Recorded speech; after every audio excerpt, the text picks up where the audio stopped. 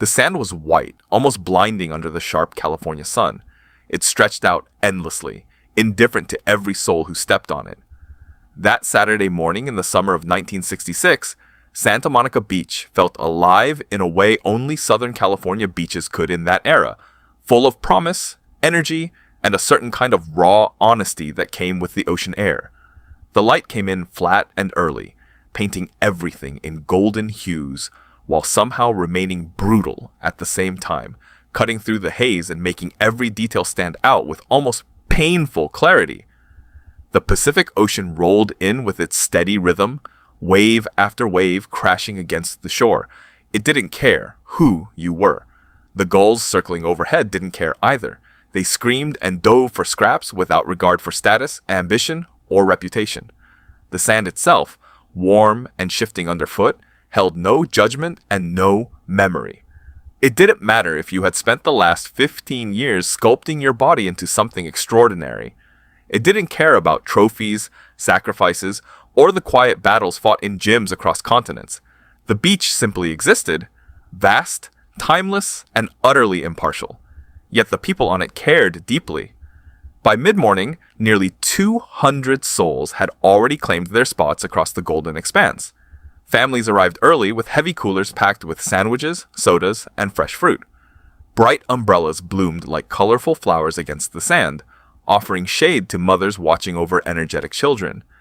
Teenagers sprawled on colorful blankets, transistor radios pressed close to their ears, blasting the latest hits from groups like the Beach Boys or the Beatles. The music mixed with laughter and conversation, creating a lively soundtrack that drifted across the beach. Further back, under makeshift canvas shades, older men sat hunched over chessboards, their faces wrinkled with concentration as they plotted moves in the age-old game. Vendors pushed carts along the harder-packed sand near the water's edge, their wheels creaking rhythmically. The air carried a rich blend of scents.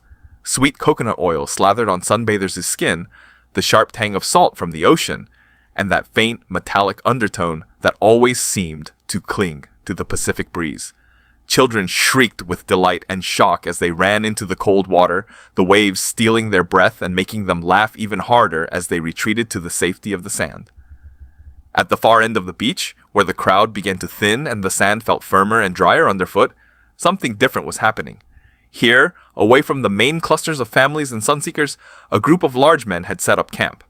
And among them was a man who stood out even in that setting.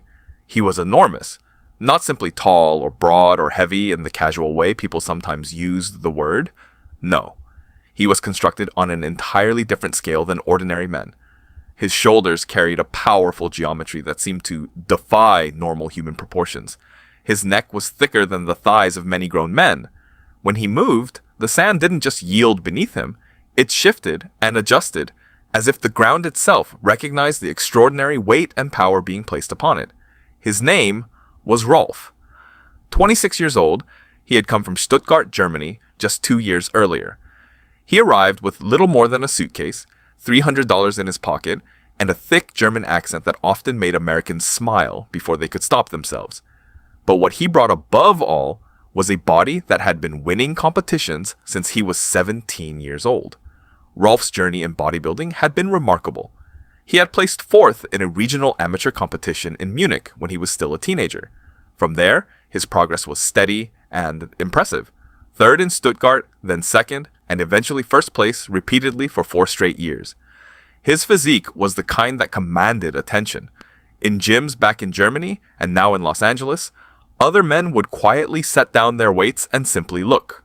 Strangers on the street would stare a second too long before catching themselves and looking away, slightly embarrassed. Rolf knew exactly what he looked like. He had lived with that knowledge for a long time.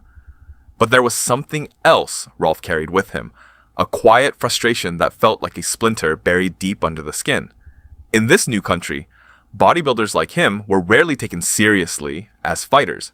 Walk into any gym in Los Angeles, any boxing club or martial arts school, and the moment people saw the trophy-chasing physique, something shifted in their eyes.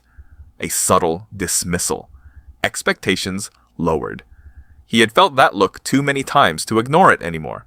So for the past 8 months, Rolf had been doing something that even surprised his closest friends. Instead of just lifting heavier weights and posing for mirrors, he had started going to live fights. He attended wrestling matches, boxing cards, and judo tournaments. He stood in the back, watching intently, studying every move. He read books and articles about fighting systems, about leverage, timing, angles, and how smaller, skilled men had defeated much larger opponents throughout history. Quietly, methodically, he was building something inside himself, an argument he intended to prove one day with his own body, in front of witnesses. This particular morning, Rolf had brought 3 of his training partners to the beach. All of them were large men, devotees of the same iron discipline he followed. They carried the easy confidence of people who had rarely been challenged physically. They set up at the harder end of the sand with a portable radio playing music, a cooler full of drinks, and towels spread out. The sun was climbing higher, and the day felt full of possibility. About 40 minutes earlier, a young woman had walked past their group. She looked to be around 23 years old, slender, quietly pretty, moving with the natural ease of someone who still believed the world was mostly safe. She carried a towel over one arm and a book in the other, her eyes occasionally dropping to the pages with a small smile playing on her lips. She hadn't been paying much attention to the group of large men until she was almost past them. That was when one of Rolf's friends said something. It wasn't a greeting. It wasn't a polite question. It was the kind of crude comment men sometimes make when they feel there will be no consequences, when their size and numbers make the social math feel overwhelmingly in their favor. A remark aimed at her body, mixed with a dismissive joke about the book she was reading. It was more sound than words, really, designed to reduce her, to assert dominance in that casual, ugly way. The woman stopped walking. She turned slowly. Instead of looking frightened or flustered, she met the man's eyes with surprising directness. Her voice was quiet but clear enough to carry on the morning air. That's not something a decent person says. Then she turned and continued walking down the beach, her steps steady. Rolf's friend laughed. The others joined in. Rolf himself said nothing, which, in its own way, was a form of participation. They went back to their radio and their conversation as if nothing of importance had happened. What none of them realized in that moment was that the woman who had just spoken up so calmly was Linda Emery, and the man she was walking toward, the slight young man sitting further down on a simple blanket with his shoes off and a notebook open on his knee, was someone who had spent the last 12 years of his life transforming himself into something that no amount of size, no collection of trophies, and no argument of sheer mass and muscle had a ready answer for. The beach didn't care about any of this tension. The waves kept rolling, the gulls kept circling, the sun continued its steady climb. But the people were starting to pay attention in ways they didn't yet understand. Rolf stood up for a moment, stretching his massive frame, the muscles across his back and shoulders shifting like plates of armor under his skin. He gazed out at the Pacific, feeling the familiar satisfaction of his hard-earned body. Yet somewhere beneath that satisfaction, the old questions stirred again, the ones about what all this strength was truly for. He had no idea that in a few short minutes, those questions would be tested in a way he had never experienced before. The morning light grew brighter. The beach continued its indifferent rhythm, and the stage was quietly being set for a confrontation that would linger in the memories of everyone who witnessed it. Rolf stood tall under the bright Santa Monica sun, his massive frame casting a long shadow across the hard-packed sand. At 26 years old, he had already lived a life defined by iron and discipline. Born and raised in Stuttgart, Germany, he had discovered the world of weights and bodybuilding as a teenager. What started as a way to build strength quickly became his entire identity. He trained with a seriousness that bordered on obsession. Early mornings, strict meal plans weighed to the gram, and endless hours pushing his body beyond what most people considered possible. His competition record spoke for itself. 4th place in Munich as a young amateur, then 3rd, 2nd, and finally, 1st place in Stuttgart and other regional events for 4 consecutive years. Judges praised his symmetry, his size, and the way his muscles seemed carved from stone. In the gyms of Germany, he was respected. In Los Angeles, where he had arrived 2 years earlier with little money and big dreams, he was noticed, but often not in the way he truly wanted. He had quickly learned that in America, especially in the fighting circles of California, bodybuilders were frequently dismissed. All show, no go, was a phrase he heard muttered more than once. The thick German accent didn't help either. People smiled when he spoke, sometimes politely, sometimes with amusement. But Rolf was no fool. He understood the subtle undercurrents. He knew many viewed his impressive physique as decoration rather than functional power. That realization had driven him to change his approach. For the last 8 months, he had become a quiet student of combat. He attended boxing matches at smoky arenas, watched professional wrestling cards, and observed judo tournaments where technique triumphed over brute strength. He stood in the back rows, arms crossed, studying footwork, timing, leverage, and the psychology of combat. Late at night, he read books on martial arts history, analyzing how smaller warriors had defeated larger foes across centuries. He was building something deeper than muscle. He was constructing an argument he one day hoped to prove physically. This morning, he had come to the beach with 3 close friends from his Los Angeles gym. All of them were big, powerful men who shared the same reverence for heavy iron training. They claimed their spot at the firmer end of the sand, away from the main crowds. A portable radio played popular tunes of 1966. A cooler sat nearby filled with cold drinks. Their confidence was palpable, the easy assurance of men who had rarely been forced to question their place in the physical world. It was around 40 minutes earlier when the incident occurred. A young woman walked past their group. She appeared to be in her early 20s, slender, with a natural grace and quiet beauty. She carried a folded towel under one arm and an open book in her hands. Her eyes were focused on the pages, and a soft smile occasionally touched her lips as she read while walking. She moved with the relaxed ease of someone who trusted the world around her. She was almost past the group when one of Rolf's friends made a comment. It was not a greeting. It was not playful banter. It was crude, disrespectful, and aimed directly at her appearance and the book she held. The words were loud enough to carry, designed to objectify and diminish. The kind of remark men sometimes make when they feel protected by their size and numbers. The woman stopped. She turned to face them. Instead of shrinking away or showing fear, she looked the speaker straight in the eyes with calm directness. Her voice was quiet but steady, cutting clearly through the beach sounds. "That's not something a decent person says." For a moment, silence hung in the air. Then she turned and continued walking toward the quieter part of the beach without another word. Rolf's friend burst out laughing. The others quickly joined in, slapping each other on the back as if it were all harmless fun. Rolf himself remained mostly silent. He chuckled lightly but said nothing. In that moment, his silence felt like agreement. None of the men realized the significance of what had just happened. The woman who had spoken up so bravely was Linda Emery, and the person she was walking toward, a slight young man sitting alone on a simple blanket further down the beach, was about to enter their lives in a way they could never have predicted. Linda reached the blanket where the young man sat. He was barefoot, legs crossed, with a notebook open on his knee. He appeared deeply focused, pen moving steadily across the paper. She sat down beside him without speaking at first. For a few moments, they simply shared the view of the ocean. The waves rolled in with their eternal rhythm. The distant laughter of children and the calls of seagulls filled the background. The young man was Bruce Lee. In 1966, he was 25 years old. He stood 5 feet 7.5 inches tall and weighed somewhere between 135 and 145 pounds, depending on his current training cycle. At first glance, he did not look like what most people expected of a formidable fighter, but those who looked closer noticed the unusual density in his forearms and wrists, powerful features that seemed to belong to a much larger man. Bruce had arrived in California from Hong Kong in 1959. He brought with him a deep foundation in Wing Chun Kung Fu, an extraordinary level of confidence, and revolutionary ideas about combat, efficiency, and human potential that most Americans in 1966 were not yet ready to understand. He was not a large man by any conventional measure, yet there was something about his presence, a focused stillness, that suggested he operated on different principles. He looked up from his notebook as Linda settled beside him. She placed her book down gently. For a while, they sat in comfortable silence, watching the Pacific.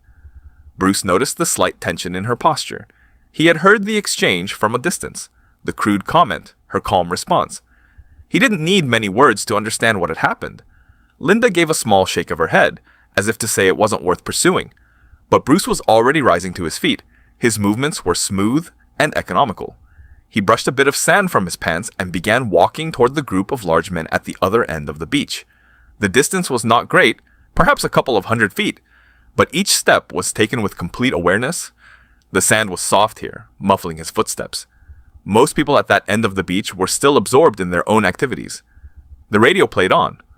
One of Rolf's friends lay back with his eyes closed. Another fiddled with the volume knob. Bruce approached without announcement. He stopped at the edge of their setup, standing quietly. There was no aggression in his posture, no dramatic challenge. He simply waited. Rolf, who had been facing the ocean, felt something shift in the air. It was not a sound. It was a presence. He turned slowly. Before him stood a slight young Chinese man. No obvious threat in terms of size, no angry expression, just calm, centered presence. Rolf took a moment to process the scene. "Can I help you?" Rolf asked. His English still carried the distinct German accent, the consonants precise and deliberate. Bruce looked at him directly. "You were part of what happened a few minutes ago," he said calmly. Rolf glanced over Bruce's shoulder toward where Linda sat watching from her blanket. Understanding dawned on his face, followed by a mix of mild amusement and subtle contempt. "That's your girl?" Rolf asked. Bruce's reply was simple and firm. "She's her own person. That's the part that mattered." One of Rolf's friends sat up, sensing the shift in energy. "You want to tell us something?" he asked. Bruce kept his eyes on Rolf. "I want to tell him something." The disparity between the two men was visually striking. Rolf, at 6'2" and well over 220 pounds of trained muscle, towered over Bruce. Every inch of Rolf's body spoke of years of dedicated bodybuilding. Bruce, smaller in every conventional measurement, height, weight, reach, stood with a quiet confidence that somehow disrupted the expected power dynamic. The beach around them was beginning to take notice. A few heads turned. Conversations quieted. The morning continued, but something important had started. Rolf studied the smaller man more carefully now. There was something in Bruce's bearing that didn't match the visual information. A depth, a certainty. It made Rolf pay closer attention than he normally would in such situations. The tension in the air was subtle at first, like the quiet shift in pressure before a storm. Bruce Lee stood calmly at the edge of the group's space on that Santa Monica sand, his posture relaxed yet completely present. He wasn't posturing. He wasn't raising his voice or making dramatic gestures. He simply existed there with a quality of waiting that demanded attention. Rolf turned fully now, his enormous frame rotating with the kind of deliberate power that came from years of sculpting every muscle. At 6'2" and well over 220 pounds of dense, competition-honed muscle, he created an imposing sight against the bright morning light. His shoulders, chest, and arms spoke of countless hours under the barbell, of disciplined eating, and of a body pushed to its physical limits. Next to him, Bruce appeared slight, 5'7.5", 135 to 145 pounds. A stark visual contrast that would have ended most confrontations before they began. "Can I help you?" Rolf asked again, his German accent giving the words a measured weight. Bruce met his gaze evenly.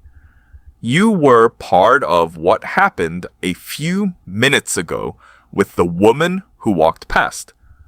Rolf's eyes flicked past Bruce toward Linda sitting on her blanket in the distance. A slow understanding crossed his face, followed by something between mild amusement and quiet dismissal. He had dealt with challenges before, but this one felt different. "That's your girl?" Rolf replied. Bruce's response was calm and direct. "She's her own person. That's the part that mattered." One of Rolf's friends, who had been lying back, now sat up straight, reading the situation. The other two shifted their attention as well. The portable radio continued playing in the background, but its music felt distant now. "You want to tell us something?" the friend asked, a hint of challenge in his tone. Bruce kept his eyes locked on Rolf. "I want to tell him something." The crowd around them was growing. What started as a small group of curious onlookers quickly became 30, then 40 people. Families paused their games, teenagers turned from their blankets, even the chess players under the canvas shade had stopped their match. The beach, which moments earlier had been a place of casual summer relaxation, now held its breath. Rolf studied the man in front of him more carefully. The size difference was extreme. He outweighed Bruce by nearly 90 pounds. His reach was much longer. His raw power was obvious. In most situations like this, the visual alone was enough to resolve things. Most men would back down. But something in Bruce's bearing, that quiet, unperforming presence, made Rolf hesitate. It was the feeling he had experienced rarely before, when data and instinct disagreed. "What do you want to tell me?" Rolf asked, his voice steady. Bruce answered without aggression, "It wasn't a decent thing to do, and you know it." Rolf paused. "My friend made a comment. I didn't." "You laughed," Bruce said simply. Another short pause. The weight of those two words hung between them. Rolf shifted his massive shoulders. "Walk away," he said. It wasn't said with full aggression. There was almost a note of offering, a chance for both of them to avoid escalation. Bruce remained still. "I don't think I will." Rolf stood up completely. The effect was immediate. When he rose, the geometry of the space changed. He was a full 8 inches taller, his body a wall of trained muscle shining in the morning sun. The people nearby went quiet. Even the ocean waves seemed momentarily secondary. Rolf was not a reckless man. He had been in enough situations to know how these things usually played out. The sheer physical arithmetic favored him overwhelmingly. He didn't need to prove anything most days, yet here he was, facing someone who refused to play the expected role. "I'm going to tell you something," Rolf said, and there was a note of genuine warning mixed with something almost respectful. "I've been training seriously for years. Not just bodybuilding. I've studied fighting. Real fighting. I know what I'm doing." He gestured to his own powerful physique, the trophies encoded in every line of his shoulders and arms. Bruce looked at him for a long moment, then spoke with sincerity. "I believe you. I can see that. You've trained hard. You've worked for a very long time. That's real." Rolf blinked, slightly surprised by the acknowledgement. Bruce continued, his voice steady. "But that's not what this is about." "Then what is it about?" Rolf asked. Bruce's answer cut to the heart of the moment. Whether you're going to let a moment of disrespect stand because it costs you nothing not to, or whether you're going to show something different. The crowd had grown larger now, 50 people or more lining the area. The atmosphere was electric with anticipation. Rolf's friends were on their feet, watching closely. Rolf himself was making calculations. This wasn't the usual challenger. There was no performance, no ego-driven theater. Bruce was simply there, present, waiting, without playing to the audience. Rolf felt something stir inside him. For years he had chased strength through trophies and size. He had studied fighting quietly because he sensed there was more to power than what he had built. And now, this slight man was asking the exact question he had been carrying without fully articulating it. "I'm not going to apologize for my friend," Rolf said. "I'm not asking you to," Bruce replied. "I'm asking you to take responsibility for yourself." The tension built. The sand beneath their feet felt harder, more real. The ocean continued its indifferent rolling, but every person watching was locked on the two men. Rolf's eyes narrowed. "And if I don't?" Bruce's expression didn't change. His posture remained calm. "Then I'll demonstrate the difference between being strong and knowing what strength is for." That sentence landed differently. It wasn't delivered as a threat. It felt like an invitation to a deeper question. The very question Rolf had been quietly wrestling with for years, despite all his trophies and training. Rolf stood silently for a moment, the morning sun highlighting the architecture of his massive body. Then he spoke the words that changed everything. "Show me then." At that moment, the beach confrontation moved from words into action. The crowd pulled back instinctively, sensing the boundary of consequence. The space between the two men, roughly 8 feet, became the center of the world for everyone watching. What happened next would not be a typical fight. It would be something far more profound, a living demonstration of philosophy. The moment Rolf spoke the words, "Show me then," the atmosphere on Santa Monica Beach transformed completely. The casual summer morning gave way to something far more serious. The crowd, now numbering well over 50 people, instinctively created space. No one shouted or panicked, but everyone felt the shift. The zone between the two men, roughly 8 feet of hard-packed sand, became the focal point of the entire beach. Rolf moved first. He was not reckless. He had studied enough to know better than to lunge wildly. Instead, he extended his long right arm in a testing motion, a strong grab aimed at Bruce's shoulder. It was the kind of controlling grip that, when it landed, usually settled confrontations quickly. His hand was large, his reach significant, and his confidence in his strength was absolute. But the grab found nothing. Bruce moved with a small, almost conversational rotation of his body, a subtle shift of weight that was deceptively minimal. Rolf's hand passed through empty air. The momentum of his own committed reach carried him slightly forward. He recovered quickly, his balance excellent from years of training. But confusion was already setting in. The crowd murmured. What they were seeing didn't match their expectations. There was no big dramatic block, no flashy counter, just absence. Rolf tried again, changing the angle, coming from a different side. Same result. Bruce was simply not where Rolf expected him to be. It wasn't raw speed in the way people usually understood speed. It was something deeper, a quality that existed before the movement even began. A stillness that managed energy perfectly and exploded only when necessary. One of the teenage boys watching whispered to his friend, "Did you see that?" The friend didn't reply. He was too focused. Rolf adjusted again. He had more tools than simple grabs. He lowered his level, changed his weight distribution, and thought about angles the way his wrestling studies had taught him. He committed more fully this time, bringing his right hand in fast and wide, a sweeping motion designed to get under any guard and change the physical situation by force. This was the moment many people on the beach would remember for the rest of their lives. Bruce did not step back. He stepped forward, directly into the arc of the swing, into the inside line, the last place a large man throwing a wide power move wants anyone to enter. Suddenly, the geometry flipped. Rolf's reach, his greatest advantage, became a liability. His leverage collapsed. In that same fluid motion, Bruce's left hand came up, open-palmed, fingers together. It was not a strike. It was a placement. The lightest possible contact, resting gently on Rolf's chest, just above the sternum. The touch had the gentleness one might use to steady something fragile. And Rolf stopped. Completely. His body processed what his mind was still catching up to. He was extended, slightly off balance, his weight committed forward in a way that gave him no stable base. That single hand on his chest was now the only thing preventing him from falling. The person who had put him in that vulnerable position was the same person now holding him there with almost no force. The hand was both the demonstration and the mercy. The crowd fell into absolute silence. Even the ocean seemed to recede into the background.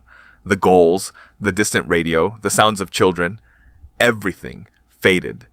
All attention was on that single point of contact, a smaller man's open hand resting lightly on a much larger man's chest, stopping him cold.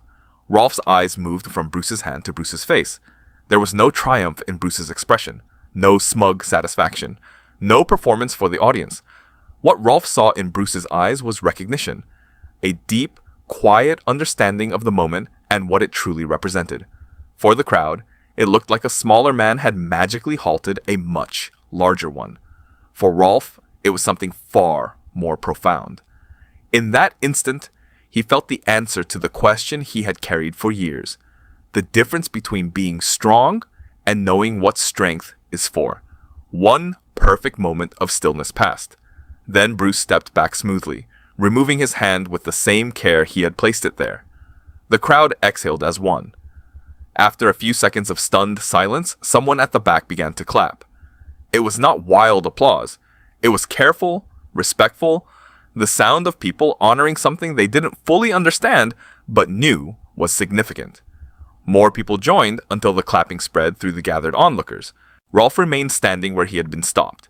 He looked down at his own chest, then at his hand, then back at Bruce. "How?" he asked. The single word carrying years of training, effort, and unanswered questions. "Years." Bruce replied simply.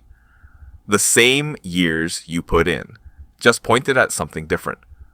Rolf was quiet for a long moment. Then he asked, "What is it called?" "What you do." Bruce looked at him. "Come find me in a week. I'm at the Junfon Gung Fu Institute on Broadway. come when you want to understand something, not when you want to win something. There's a difference. The applause on the beach faded gradually, like the last ripples from a stone thrown into the ocean. The crowd slowly dispersed, returning to their blankets, coolers, chess games, and transistor radios. The Saturday morning in Santa Monica resumed its rhythm, but something fundamental had shifted for many who witnessed it, especially for Rolf. He stood for a long moment after Bruce stepped back. The hand that had rested so lightly on his chest left a deeper impression than any punch could have. It wasn't pain he remembered, it was clarity. A single, gentle placement that exposed the limits of raw power while offering a path beyond it. Rolf turned to his friends. Their expressions were unreadable, a mix of confusion, respect, and something like awe. He didn't try to explain. Words felt insufficient. Instead, he walked down the beach toward Linda. She was still sitting on her blanket, watching calmly. When Rolf reached her, she looked up with the same direct, unemotional gaze she had given his friend earlier. No hostility, no fear, just presence. Rolf spoke clearly. What my friend said was wrong. What I did, laughing, was also wrong. I'm sorry. Linda studied him for a moment, then nodded. Thank you, she said simply. That was all. No lecture, no drama. Just acknowledgement. Rolf walked back to his group, gathered his things quietly, and left the beach with his friends. The day continued for everyone else, but for him, it marked the beginning of a profound change. In the weeks that followed, Rolf did visit the Junfan Gung Fu Institute on Broadway, just as Bruce had invited. He went the following Tuesday, and then the Tuesday after that. Those who trained there were surprised by the big German, not just by his size, but by his seriousness and humility. He trained with the same dedication he had once given to bodybuilding, but now his focus had shifted. He was no longer chasing trophies, he was seeking understanding. He never competed in bodybuilding again. He continued training hard, perhaps even harder, but the question his trophies once tried to answer had found a different response on that beach. Years later, in 1969, Rolf returned to Germany. He opened a small school in Stuttgart. It grew over time. For decades he taught, and when his students asked about the true purpose of strength and physical power, he would sometimes smile in a quiet, private way before answering. He always gave the same answer: strength is for the moment when you can do something, and you choose to do something better. He never told most of them the full story of that morning in Santa Monica, but those closest to him sensed it came from personal experience, from a hand placed gently on his chest by a man much smaller than him, who chose mercy and understanding over domination. Bruce Lee and Linda Emery would marry 2 years later. Their life together reflected the same principle Bruce had demonstrated that day, that real strength includes the wisdom to choose better when you have the power to do otherwise. Bruce continued refining his philosophy and training until his untimely death in 1973 at the age of 32. He left behind films, notebooks, letters, and students who carried his ideas forward. He left a legacy that questioned limits and celebrated human potential. The story of that beach morning in 1966 is not primarily about a fight. It is about the difference between power and authority. Power is what Rolf possessed when he stood up: size, strength, and presence that could intimidate. Authority is what Bruce demonstrated: the quiet certainty that comes from deep understanding and the wisdom to use power responsibly. Bruce's choice that day, the hand on the chest instead of a strike, left a longer-lasting impact than any technique alone could have. It showed that true mastery often lies in restraint and compassion. The beach eventually filled back in with its usual sounds and activities. The gulls returned to their flights. The waves kept rolling. But for those who were there, and for those who later heard the full story, the lesson remained. The strongest position is the one where you can do anything, and the wisest move is often to do less, not because you must, but because you understand why. That understanding is what Bruce Lee lived and what Rolf learned on the sand in Santa Monica in 1966.